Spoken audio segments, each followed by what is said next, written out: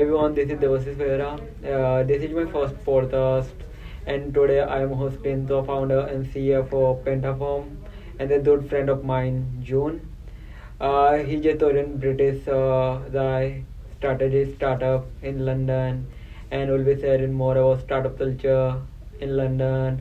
Now he's in San Francisco, how he's feeling the startup culture over here, and we'll be discussing more on different stuffs.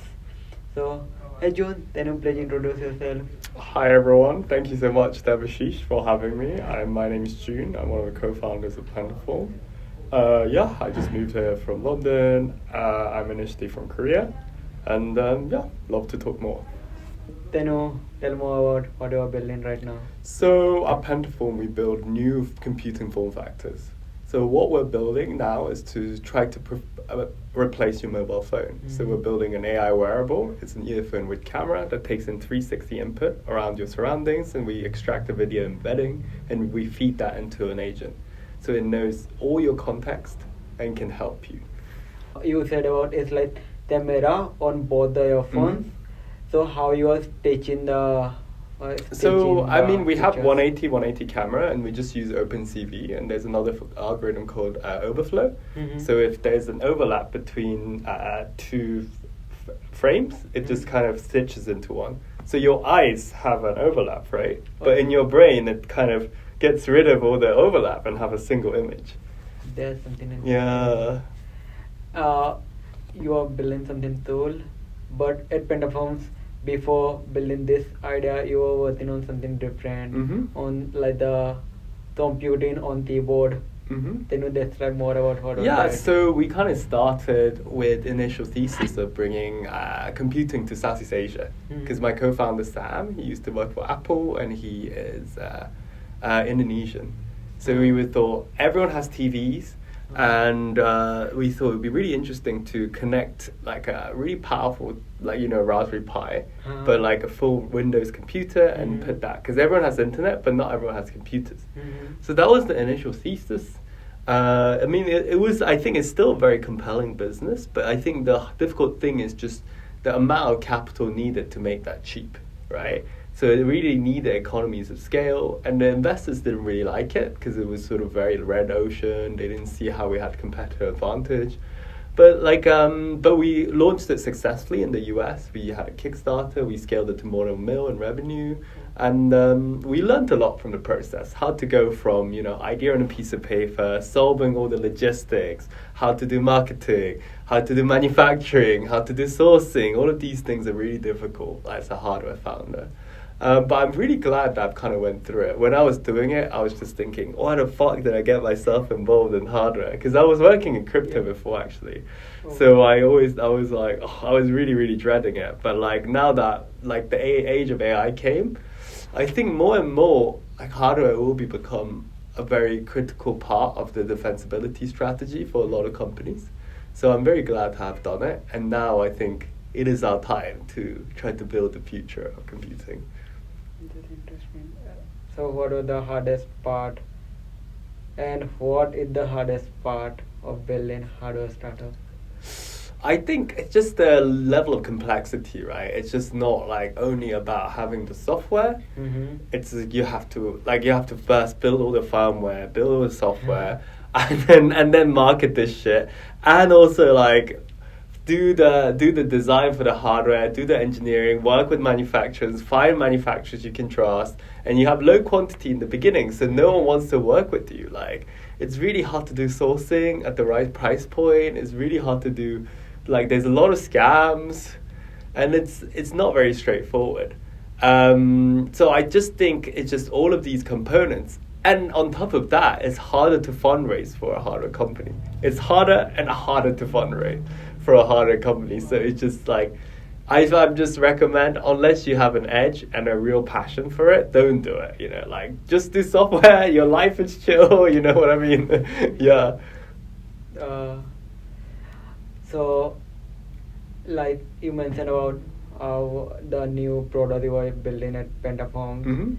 Or at which stage you are right now? So we are currently in the prototyping stage. I wish I really brought one, but So we are getting ready for launch. Sorry to interrupt. I have the video of the prototype, so I will put while Yes, editing. you guys will see Yeah, it. so you let them see. And sign up. Yeah, you should. Yeah. And so it's essentially an earphone with camera. So it's just the idea is that right now AI is still very early. Mhm. So everyone's in the experimental stage. So Mhm. I think it's just very hard to bring in a new form factor that no one uses, right? Okay. So something like glasses, not everyone wears glasses. Mhm. Like something like a pen or a rabbit, those are like a scam. So I think the real form factor, you heard it here first, is the earphone with camera. I think we're not sure if we would be the ones who make it, but I think in our eyes it will be the winning form factor in the beginning of the wearables.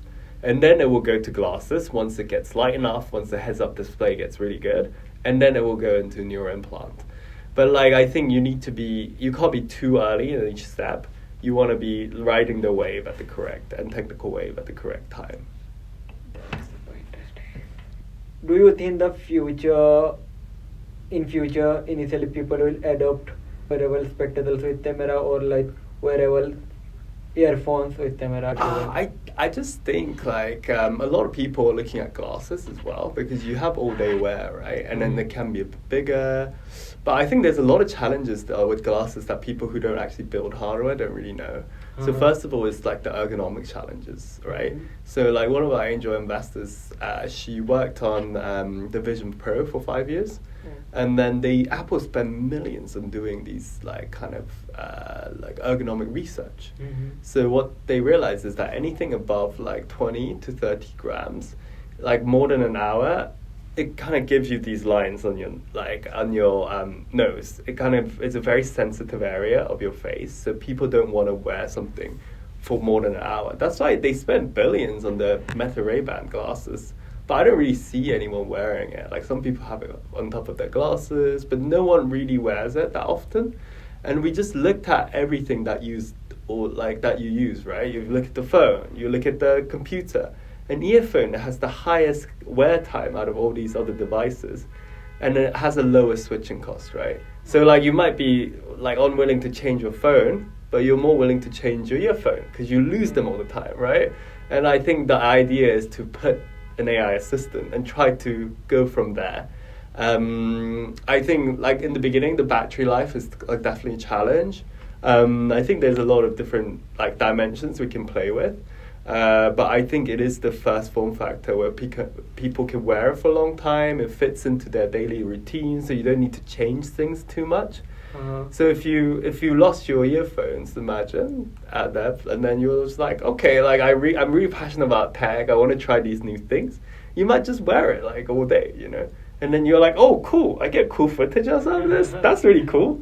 I can go and it can give me instructions while I'm doing things. It can when I'm cycling, it can warn me if some cars approach me. All these kind of little use cases where I feel you can have those aha moments. That's the idea.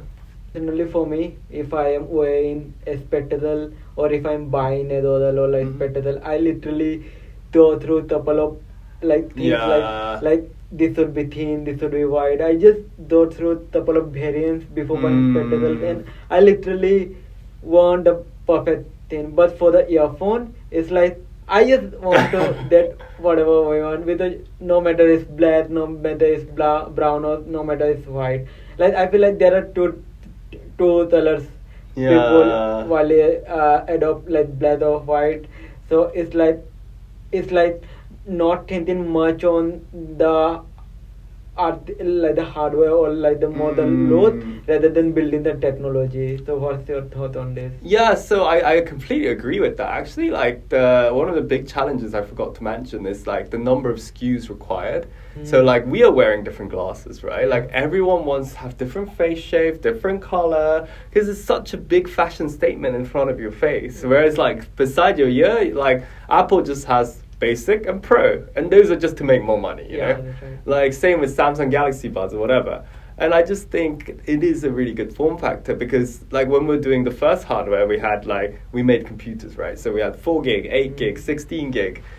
And then we realized with 2 different colors, 2 different finishes, and there's already 6 SKUs. I'm like, oh my god, it just makes a lot of complexity in terms of like logistics and stuff like that. So I think this time I just want to make a really simple product, just one SKU for the world, and then you can build more. Let's switch. Can you tell more about your education?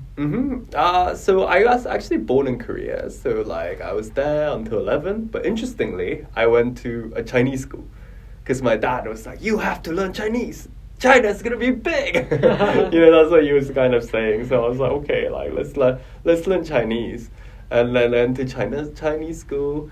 And then moved to UK when I was 11. I went to boarding school. I also went to like a really like rough state school. It was like a really cool experience to like experience the two big differences between like a fancy boarding school and like a state school with knife crime. I was like, wow, that's like very interesting. And then I went to UCL and I studied philosophy and economics. Because initially my interest was to become a politician because I really wanted to kind of put a positive change in the world. But what I realized is that with politics, when you're young, you can't do anything. You don't have the power. It's almost like you don't have any, you need to build a building, but you don't have any capital. You don't have any political capital to make any changes. So I thought like, what's the point? I was just trying to figure out some other stuff. I tried, all my family works in banking. So I tried banking. I like had an internship at a Magic Circle law firm. I tried law. I tried like a bunch of other stuff. But like I was really inspired by like the PayPal mafia at the time. They were like freaking. I thought they were like incredible. I bought like Tesla stock in 2013.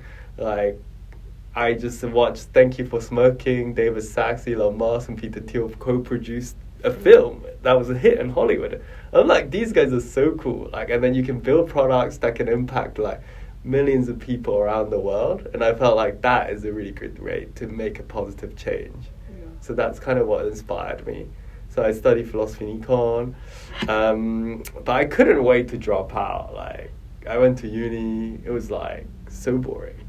I think what they teach you, and also it's not like American camp like uni where you can just take loads of different subjects. It's like they have a very specific track for you. Yeah, and just like Indian curriculum. Yeah, which I didn't really like, and I just felt like whatever they teach you is outdated. But maybe I think that was the wrong way to think, because I think if you work hard at the topic, you still learn. It's about the discipline, and unless you have really clear alternatives, I think don't moan, just try your best, even if it's bullshit. Like I think that's what I learned. When did you move to London, and how was your life in London? Yeah, so I was 11 when I moved to UK. I went to boarding school for a few years. I moved to London. London is like a very vibrant city. I really liked it. It's the thing I don't like is it rains a lot. The food is not very good. But like the thing I do like about it is the fact that like it's a super international city, right? Like you have very close to Europe, so you get to experience a lot culturally, which I like a lot. Yeah, like it was really fun. But I think now it's just the vibe is that everyone's moving away from London if you're like remotely ambitious, because I think the main industry was finance when it came to London, and there is like a tech industry, but it's not as big. So I think there's a big arbitrage if you're a Silicon Valley company, because what I realized in Silicon Valley, there's more companies than talent. In London, there's more talent than companies. So I think there's a bit of arbitrage. Do you think like university truly prepares student to how to be entrepreneur, or like how to build startup? I think absolutely not. But I think what's really cool is that the fact that it gives you the network, the branding, and all these things. I think is still very powerful, right? Like unless like you are 16 and you already got into Y Combinator, or there are people who already raise like investment, like millions. Like unless you're doing that, like you're just still figuring it out. Like uni is really fun. You get to date, like you get to party, you get to meet people, and then now you're dev, like you get to move all the way from India, right? You're like before you're like dev from India, and then now you're dev UC Berkeley student. Yeah. People are like, oh, this is person who's smart, worth paying attention to, right? Like if they don't know about you, Really matter. yeah, I think it's really hard to prove in like that 1 second that like you put an effort into this, and it's like kind of a good proof point.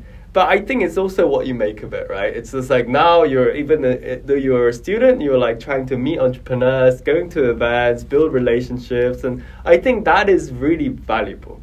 Yeah. That's how I met you. Yeah, let's go, bro. Yeah. How are the dating culture in London? Dating culture. I would say is pretty similar. But I think US. What do you mean by pretty similar? I think it's both like Anglo-Saxon culture, you know, like to the US. But I think US, like, people are more open-minded. Mhm. And, like, obviously, like, people are not racist, but, like, I think, like, you know what I mean? Like, in the UK, there's, like, less history of, like, Asian immigration. Uh-huh. So I think it's a little bit harder today. I'm not saying it's, like, crazy, but I think you're like you get like a -3 debuff if you're in the UK. Like, yeah, this is just my opinion. And yeah, whereas in the US, I think like there's more people. So, but then again, like if you're in Man Francisco, Man Jose, you know, you're not really here to date, is it? You're here to win. You know, you're here to build your company and your empire. Yeah. That's the vibe. But I'm sure I heard in Berkeley it's a bit better. So Yeah. So you spend a significant time of your life in Korea, then in London, and now you have been living in SF like since last couple of months. So, like, how would you differentiate dating culture in these three regions?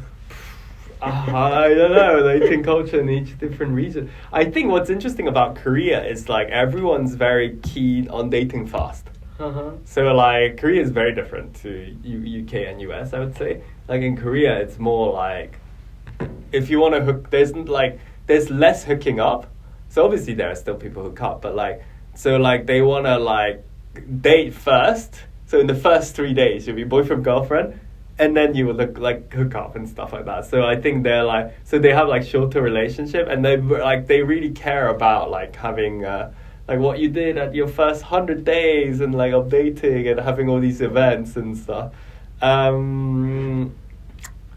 think in the UK, I think it's pretty similar to the US in terms of like the culture. It's not like France. France is also crazy. Or like US and UK, I think it's pretty similar, like in the way they date and stuff. Like they don't want to date right, like boyfriend girlfriend right away, you know. Yeah, that's kind of my experience at least. Yeah. Are you dating someone right now? I'm single right now, but yeah. Yeah. So, like, lots of people say that why you are building your own startup or like when you are Mhm. university or like when you are just young or like in teenage, you should rather be focusing on building your empire or like anything you want to achieve than probably that as a just find it like what's your view on it? Personally, I went more towards like a not dating route, right? Like but I just think also it just depends on you, right? Because on one side, like if you date, then you have to spend a lot of time on that. But on the other hand, it kind of gives you that stability. Mm-hmm. So you don't have to like go out party, like, you know, like even, and if you look at people like Elon Musk and like Jeff Bezos, Bill Gates, they all had kids before 30. And like apparently, like I think what I found really interesting is like my dad was sold to his company when he had two of us. He quit Samsung. Oh. And then my mom was like, you just have to have enough money to feed the kids.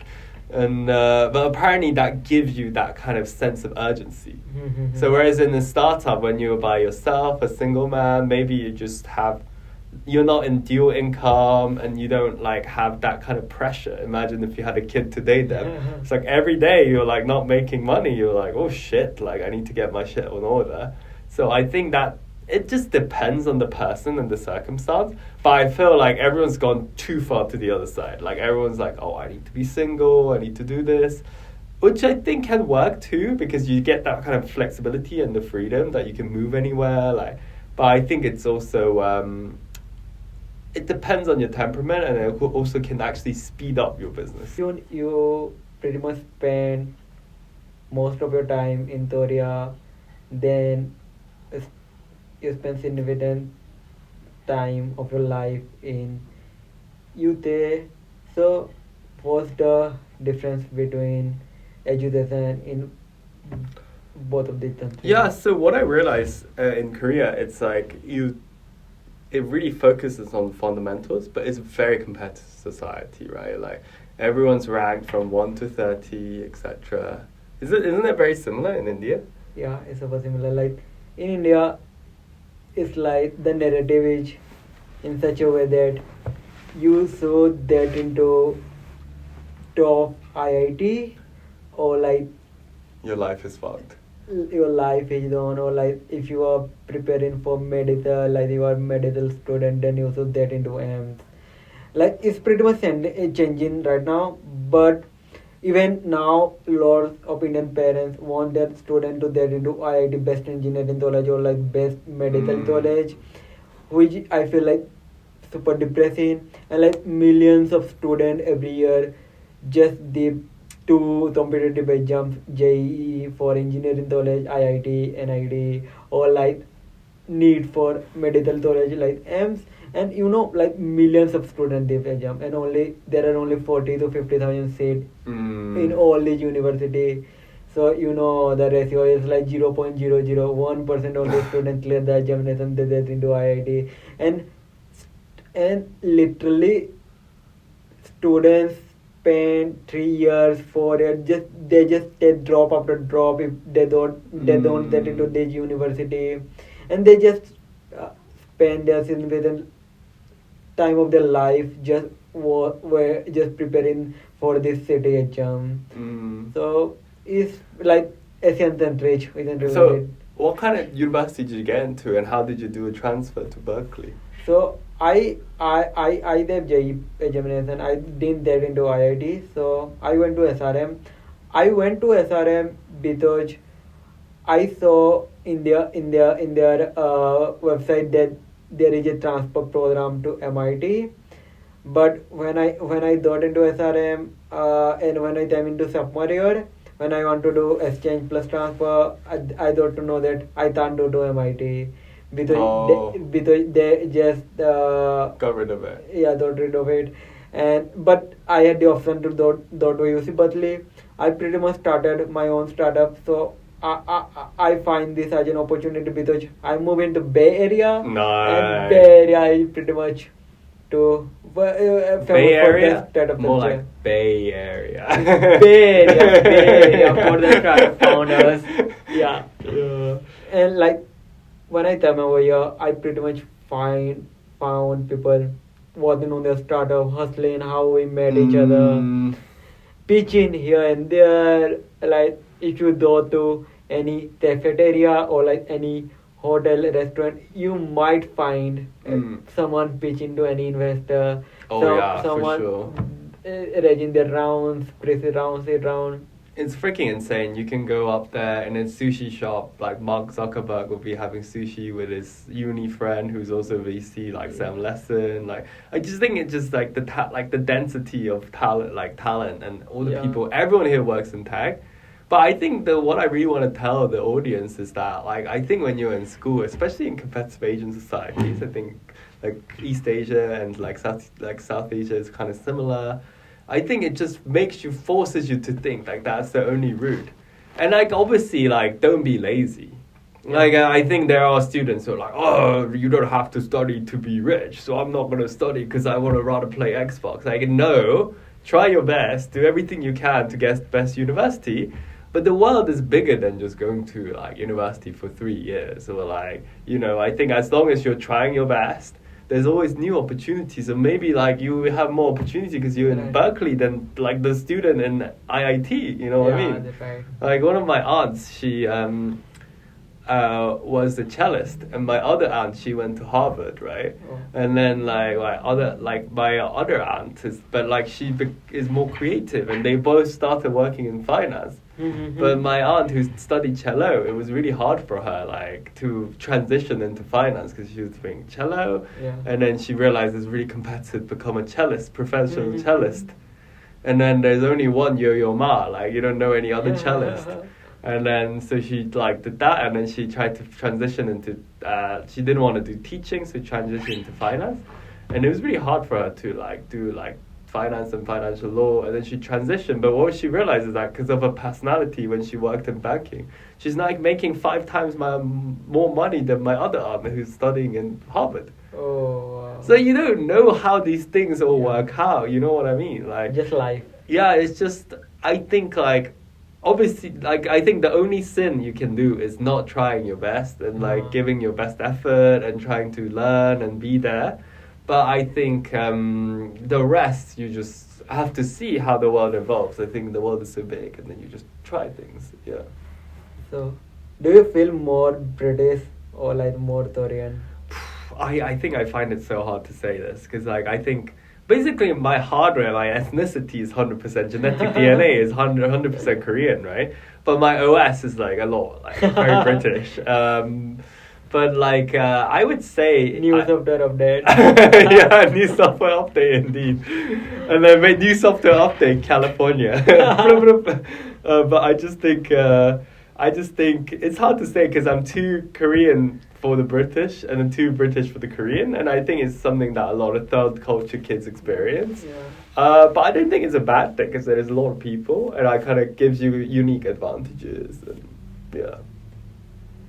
And what's the one Korean culture and one British culture you carry every day?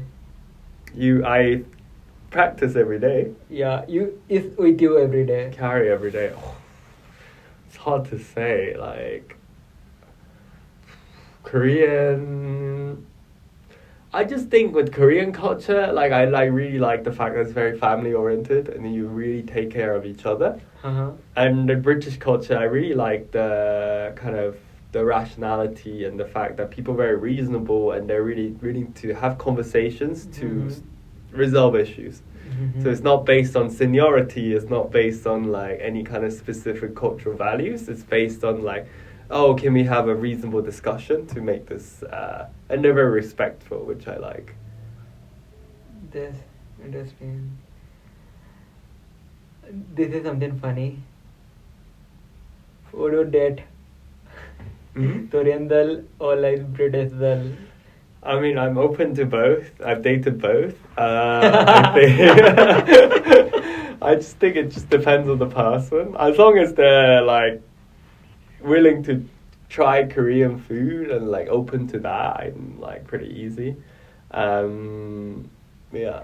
You know, lately I am watching lots of Korean movies, Yeah? lots of Korean series. Yesterday I was watching Newtopia, like the new, I guess is zombie series, Oh yeah. and like I watch many romantic movies, and I like in my head I want to date Korean girls. I mean, they're really nice, especially if you find the right one. I think Yeah. they can be very caring. So, but there's some scary ones. But I think if you find the right one, it's great. I should, yeah, Yeah. maybe New Zealand. Yeah. Who knows? Let's dig deeper into technology now. Mm-hmm. Did you see what's happening in technology, NVIDIA? This week, Yeah. I just think I haven't like read the news specifically. Obviously, like GTC is a big Mhm. thing where like Nvidia is kind of unveiling their new direction and Mhm. vision for where it's going. And I haven't looked into all his like Jensen's talk and everything in depth that they'd announced in GTC, but it just seems like I think Jensen is very future oriented now. Before it was just a graphics card company, but I think that for the last 15-20 years he's really honed his craft to just ride the technological wave. I think since deep learning, now he's going into robotics, biology. He's even like investing into quantum. So I think it's going to be a huge like there's still going to be a force to be reckoned with. And I think what's also super impressive, it's what else? I lost my train of thought. But I think that's very like, I think they will keep going, and I also think that people are underestimating how much compute the world needs, right? Like I think they still think the amount of compute will stay stable, but I think it will increase exponentially. So if you look at the jump from laptops to phones, I think that was like a few orders of magnitude in terms of data generated and captured. I think with wearables, thing is going to be even more. You're going to talk to them, it's going to see everything you do. And I think that's why like OpenAI is investing 500 billion into Stargate and stuff, right? Definitely. So that obviously some of it is a bit exaggerated, but I think at least 100 billion is invested. And I think I've met someone at a half party, being in SF, who's a lead designer at OpenAI. They're also making earbuds. And I think, that is, people will be shocked. And other things that are very interesting right now are agents. And a lot of people focusing on agents. And many people are asking the question, where does the moat lie? Where's your dispensability? Because now you have websites like same.dev, where you just can copy like the entire UI with like drag and click, and then it's like poof, you get the same UI. Like models are getting better, like Anthropic, OpenAI, DeepSeek, like Minimax, whatever. Like there's all these DeepMind. There's so many models that are all competing against each other. So where does the value lie, and where does the moat lie? And then I think it's a very interesting question. But what people at Manus is arguing is that agents are going to be different to models. Mm-hmm. Because agents, there's a planner, there's a memory. So like, if you want your kind of files to be exported in CSV instead of a PDF, then that kind of user preference can be stored. And I think in the AI era, like you need to own the end relationship with the customer and have the data about the customer and their preferences, so that there will be an increasing switching cost. So I think like something, if you form a friendship with your AI, that's very powerful, because the switching cost of a friend is very high. You don't want to switch your friend. So I think if they have that context and knowledge about you, I think that's going to be extremely powerful. I really liked business models of things like Brody. Oh, there. If you guys try it, it's like a LinkedIn connector. So you call the AI, and it's pretty simple. I think they just use like a simple model like Cartesia 11 Labs. You just call it, and then like Twilio, they give you a phone call, and it's like, oh, what does your business do? What's the biggest problem it's having?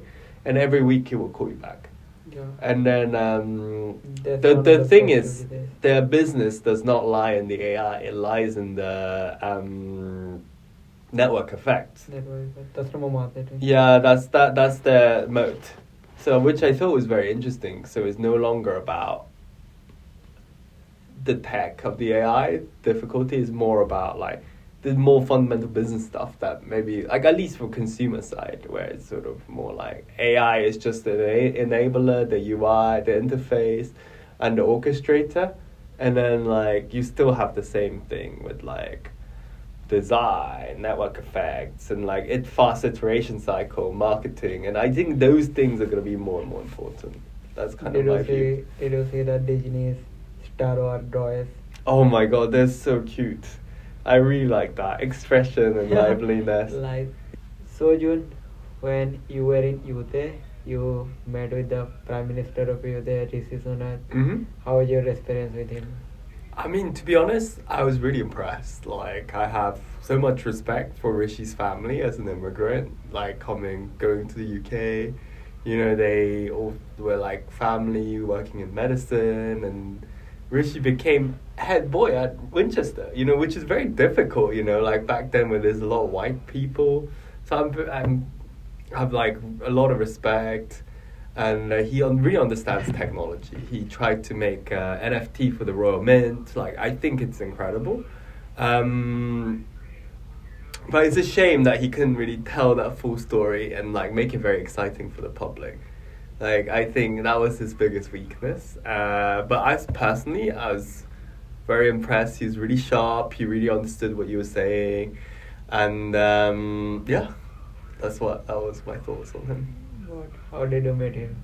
When he was a chancellor, he invested like a lot in technology. So he invested in the building next to our incubator, like in Dyson Royal College of Art, and yeah. That's how you met him. Yeah. And you guys, your team recently met with the 10th of Youth. Yeah, I mean, it's been a crazy week. Like, it's been quite lucky. Like, we had the pleasure of meeting King Charles, His Majesty King Charles III, in Hampton Court Palace, alongside 250 other CEOs. I'll send you the pictures, and you can kind of display it up here. But yeah, it was a great honor. I think he was really interested in sort of solutions that can like help humanity and the planet, and yeah, really, really, really great event. And you missed it. Yeah, I was here just like because I was in a work trip to Silicon Valley, and I was also needed to see the CTO of Alibaba. So I met him, which I thought was more important for work purposes. Yeah. How was your experience with the city of Alibaba? He was really smart. Like he's Wu Zhengming. Technically, he's no longer CTO because they got rid of the official CTO role.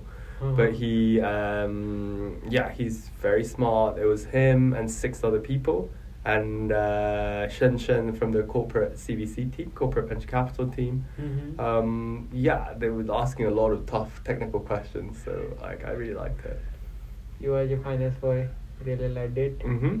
Wow, that's interesting. So this is the last question. What is the meaning of life for you? Oof, that's a tough one. I think for me, rather than going too abstract, I like it more practical. Where I think meaning of life is to the eudaimonia, like it's to have flourishing across all your aspect of your life, whether it's work, family, friends, health, and then living a eudaimonic life, and then once we reach singularity, then we can figure out more and really discover the true meaning of life. Until then, I want to live a eudaimonic life. That's my meaning of life at the moment. Yeah. So before ending the podcast, can you explain what is singularity to the audience? Singularity is a term that came from physics and like the black hole, where the mass is so dense that it becomes like all pulling, and I think in technology it means basically like at a point where machine intelligence surpasses human intelligence, and there's no point in going back. And I think it's an exciting, scary, and exciting future at the same time. This was an intense podcast. It was. Yeah. Thanks for coming to my first podcast. It's nice hosting you, man. Thank you for hosting me, Dev.